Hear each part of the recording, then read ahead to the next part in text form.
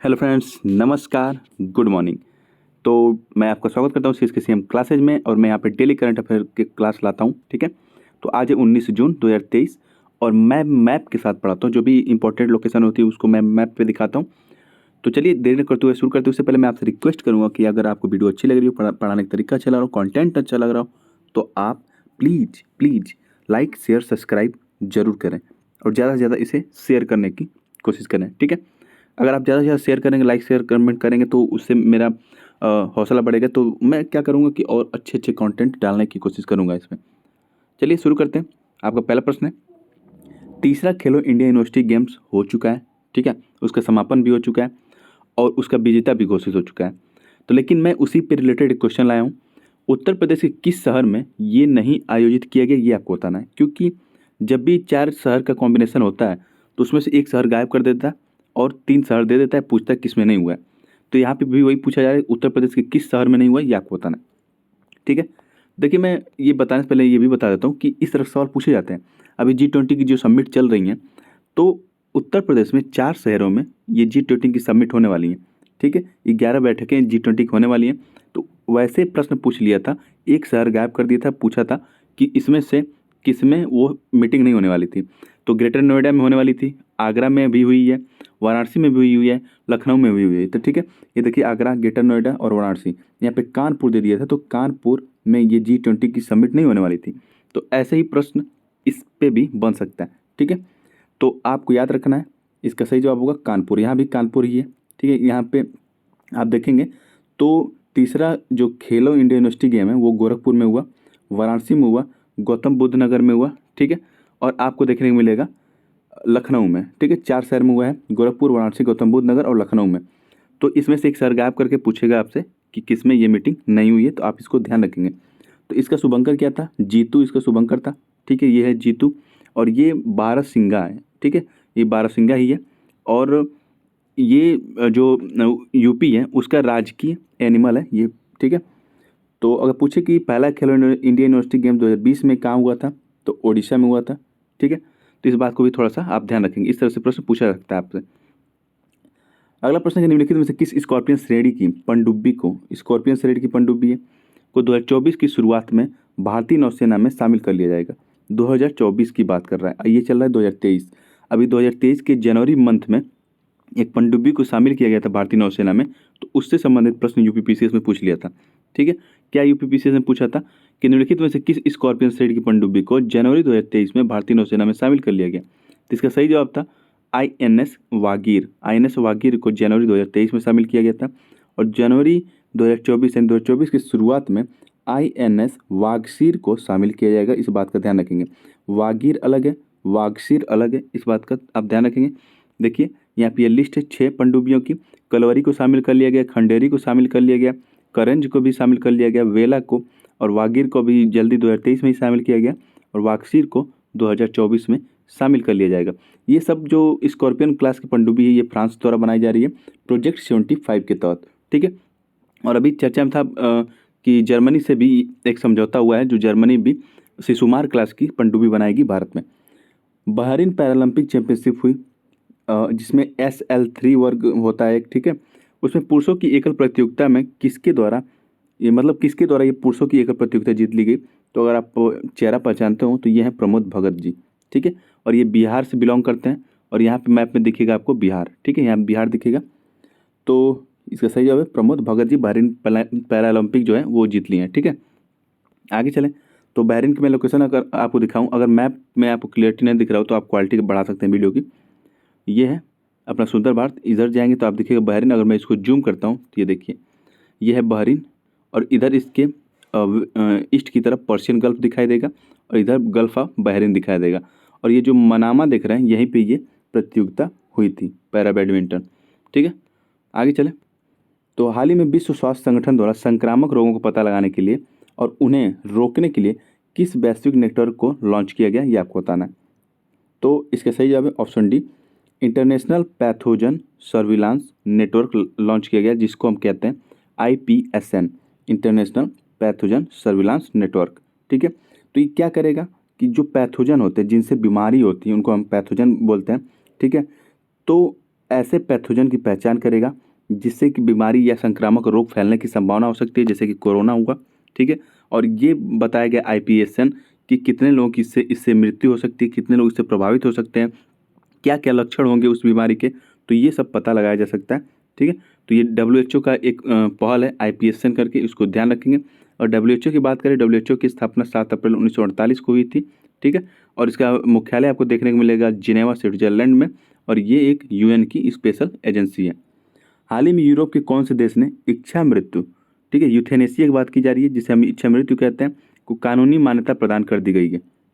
इसका सही जवाब है पुर्तगाल। पुर्तगाल ने ये किया है, यूरोप का देश है पुर्तगाल, उसने इच्छा मृत्यु को कानूनी मान्यता प्रदान कर दी है। ये अपना सुंदर भारत, इसके नॉर्थ वेस्ट की तरफ जाएंगे तो इधर दिखेगा यूरोप, और यहाँ पे दिखेगा आपको पुर्तगाल। अगर मैं जूम मैप दिखाता हूँ आपको, तो ये देखिए यहाँ पे दिखेगा पुर्तगाल, ठीक है, जिसकी राजधानी है लिस्बन, और ये बाउंड्री बनाता है स्पेन से। ये पूरा स्पेन है, इधर फ्रांस है, ओके, और ये भूमध्य सागर का हिस्सा है। और इधर दिखेगा आपको अटलांटिक महासागर, देखिए ये अटलांटिक महासागर है, ये इंडियन ओशन है, ठीक है, इंडियन यानी भारत सॉरी हिंद महासागर है, और इधर पैसिफिक ओशन है, और इधर भी पैसिफिक ओशन है। ओके, आगे चले। तो हाल ही में ऑर्डर ऑफ ऑस्ट्रेलिया सम्मान से किस भारतीय को सम्मानित किया गया था, वो आपको बताना है। तो ऑर्डर ऑफ ऑस्ट्रेलिया सम्मान से अभी हाल ही में रतन टाटा जी को सम्मानित किया गया था, ऑर्डर ऑफ द ऑस्ट्रेलिया सम्मान से। ठीक है, तो ये है ऑस्ट्रेलिया का मैप, इसमें 1 2 3 4 5 6, ठीक है, 6 इसके स्टेट हैं। ओके, और इधर देखेंगे आप तो ये है New South Wales, New South Wales यहाँ दिखेगा, यहीं पे है सिडनी। ठीक है, सिडनी में ही अभी यहाँ पे क्वाड समिट होने वाली थी, लेकिन क्वाड समिट यहाँ पे हुई नहीं क्योंकि जो बाइडन यहाँ पे नहीं आ रहे थे, तो क्वाड समिट ऑस्ट्रेलिया कैंसिल कर दिया। तो जो G7 मीटिंग हुई थी जापान में, वहीं पे ये जो क्वाड लीडर हैं वो सब वहाँ पे इकट्ठा हुए थे, तो वहीं पे मीटिंग हो गई थी जापान में ही। ठीक है, आगे चलें। हाल ही में चर्चित सेती नदी जल विद्युत परियोजना भारत और किस देश किससे संबंधित है, ये आपको बताना है। सेत नदी जल विद्युत परियोजना, इस तरह से प्रश्न पूछा जाता है, तो इसका सही जवाब है नेपाल। भारत और नेपाल के बीच ये सेत नदी जल विद्युत परियोजना आपको देखने को मिलेगा। ठीक है, और ये कहाँ पे मिलेगा, तो ये आपको देखिए इधर से आ रही है सेती नदी, ठीक है, और इधर से आ रही है कर्नाली नदी, तो यहाँ पे दिखेगा आपको सेती नदी। ठीक है, ये उत्तराखंड और नेपाल के आसपास दिखेगा, यानी कि यहाँ पे दिखेगा आपको सेती नदी।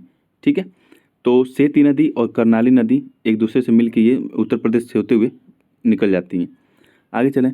तो हाल ही में जापान G7 की 2023 की मीटिंग की अध्यक्षता की। ठीक है, तो अगर ये प्रश्न पूछा जाए कि G7 की मीटिंग की अध्यक्षता 2023 में किस देश ने की, तो जापान ने की। ठीक है, तो यहाँ पूछा जा रहा है कि 2024 में G7 की अध्यक्षता कौन करेगा, ये आपको बताना है। तो इसका सही जवाब है इटली। इटली 2024 में G7 की अध्यक्षता करेगा। ये देखिए ये G7 कंट्रीज हैं, यहाँ पे G8 दिखेगा लिखा। अगर इसमें से हम एक कंट्री को निकाल दें, किसको निकाल दें, रूस को अगर निकाल दें, तो ये होता है G7, और रूस फिलहाल इसमें शामिल है नहीं, इसको निकाल दिया गया है। ठीक है, तो आप ध्यान रखेंगे रूस को निकाल दिया गया है। उसके बाद जो कंट्री बचती है, 7 कंट्री बचती हैं, तो उन्हें G7 कहा जाता है। इधर कनाडा दिखेगा, ये इधर यूनाइटेड स्टेट्स ऑफ अमेरिका दिखेगा, इधर यूनाइटेड किंगडम दिखेगा, इधर जर्मनी है, फ्रांस है, इटली है, और यहाँ पे एशिया का एकमात्र देश है जापान। ठीक है, पहले रूस भी था, लेकिन अब सिर्फ जापान ही बचा है। तो ये कैसे डिसाइड होता है कि G7 की मीटिंग होस्ट कौन करेगा, तो ये इनमें एक रोटेशन चलता है। ठीक है, ये देखिए यहाँ पे आप दिखेगा कि 2023 में जापान होस्ट किया था, अब आगे इटली करेगा 2024 में, और 2025 में करेगा कनाडा। ओके, तो रोटेशन चलता है इन कंट्री का। हाल ही में शुरू समर्थ अभियान का उद्देश्य क्या है, ये आपको बताना है। समर्थ अभियान, तो इसका सही जवाब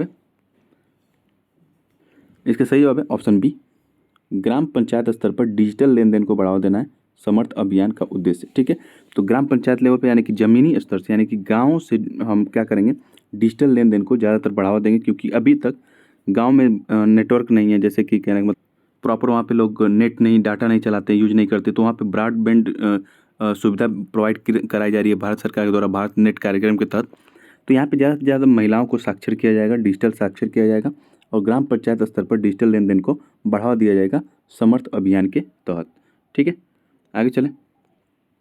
तो अगला प्रश्न है, केंद्रीय गृह एवं सहकारिता मंत्री अमित शाह जी ने कहाँ पर 10वां, पहला नहीं है लेकिन ये 10वां है ये, लेकिन फिर भी इम्पोर्टेंट है, नेशनल फॉरेंसिक साइंस यूनिवर्सिटी का शिलान्यास किया है, तो इसका सही जवाब है गुवाहाटी, असम। ठीक है, असम के गुवाहाटी में ये 10वें नेशनल फॉरेंसिक साइंस यूनिवर्सिटी का उद्घाटन किया है सहकारिता मंत्री अमित शाह जी ने। ठीक है, अगर इससे रिलेटेड मैं एक और प्रश्न की बात करूं तो देखिए, अगर पूछे भारत का पहला राष्ट्रीय फॉरेंसिक साइंस यूनिवर्सिटी कहाँ किस देश में ओपन की गई है, तो युगांडा में की गई है। ठीक है, युगांडा में। युगांडा को जूम करते हैं, आप देख लीजिए। ठीक है, युगांडा जिसकी राजधानी है कंपाला। ओके, यहाँ पे माउंट स्टैनली आपको दिखेगा और इसकी जो बाउंड्री है वो लेक विक्टोरिया से लगती हुई नजर आएगी। ठीक है, और यहाँ से नील नदी भी गुजरती है। ओके, तो इस बात को थोड़ा सा ध्यान रखेंगे। मैं ये क्यों बता रहा हूँ, क्योंकि अभी 2023 में पीसीसी एग्जाम में एक प्रश्न पूछा गया डिकिन विश्वविद्यालय संबंधित। डिकिन विश्वविद्यालय ये ऑस्ट्रेलिया का विश्वविद्यालय है। पूछ रहा है कि इसके संदर्भ में निम्नलिखित कथनों में से कौन सा सही है। क्या यह एक स्वतंत्र परिसर के माध्यम से भारत में प्रवेश करने वाला पहला विदेशी विश्वविद्यालय है, तो सही है। क्या इसे महाराष्ट्र में स्थापित किया जा रहा है, नहीं, इसे महाराष्ट्र में गुजरात में स्थापित किया जा रहा है। ठीक है, तो ऐसे ही आप याद रखेंगे कि युगांडा में एक भारत द्वारा एक फॉरेंसिक यूनिवर्सिटी खोली जा रही है। कहाँ पे, युगांडा में। ठीक है, आगे चलें तो जो असम के गुवाहाटी में ये नेशनल फॉरेंसिक साइंस यूनिवर्सिटी खुल रही है, तो इससे क्या होगा कि जो नॉर्थ ईस्ट की रीजन है, ठीक है, नॉर्थ ईस्ट में जितने भी स्टेट हैं, यहाँ पे अब असम के स्टेट के जो स्टूडेंट हैं वो अब दिल्ली जैसे शहर में, मुंबई जैसे शहर में पढ़ने के लिए नहीं जाएंगे, बल्कि यहीं पे इनको ये सारी सुविधाएं फॉरेंसिक से संबंधित जो भी स्टडी है यहाँ पे अवेलेबल हो जाएंगी। ठीक है, फॉरेंसिक साइंस होता क्या है? फॉरेंसिक साइंस, आप अगर कोई मूवी या सीरियल देख रहे हैं या फिर कोई घटना होती है तो सबसे पहले ये कहा जाता है कि फॉरेंसिक वालों को लाया जाए, और कहीं मर्डर हुआ है तो फॉरेंसिक वालों को पहले लाया जाए, क्योंकि वो देख के ये बता सकते हैं। ठीक है, वो कंडीशन देख के बता सकते हैं कि कैसे व्यक्ति को मारा गया है या फिर क्या यहाँ पे किया गया है। ठीक है, इसलिए उनको यहाँ पे लाया जाता है। ठीक है, तो आज के करंट में फिलहाल इतना ही। मिलते हैं कल वीडियो में। अगर वीडियो आपको अच्छी लगी हो तो ज़्यादा से ज़्यादा लाइक शेयर और सब्सक्राइब करें। धन्यवाद, थैंक यू।